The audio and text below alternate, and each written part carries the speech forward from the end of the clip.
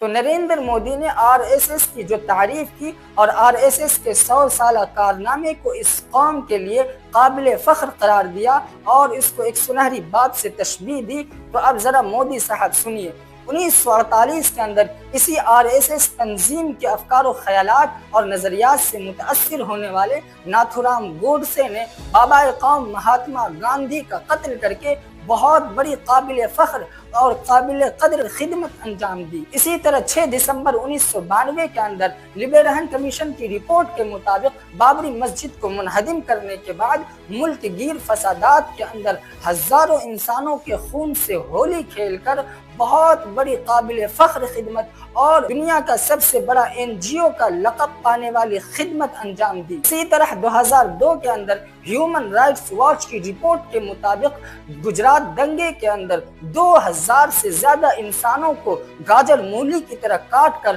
بہت بڑی خدمت انجام دی۔ 2013 کے اندر مظفر نگر فسادات میں دی اکنامک ٹائمز کی رپورٹ کے مطابق 60 سے زائد لوگوں کو قتل کرنے کے بعد اور ہزاروں انسانوں کو بے گھر کرنے کے بعد بہت بڑی قابل فخر خدمت انجام دی، دنیا کا سب سے بڑا این جی او کا لقب پانے والی خدمت انجام دی۔ اسی طرح آج جو جگہ جگہ سے مواب لنچنگ کی خبر آ رہی ہے، آئے دنوں ہجوم کے ذریعے سے لوگوں کو مار دیا جاتا ہے، تو یہ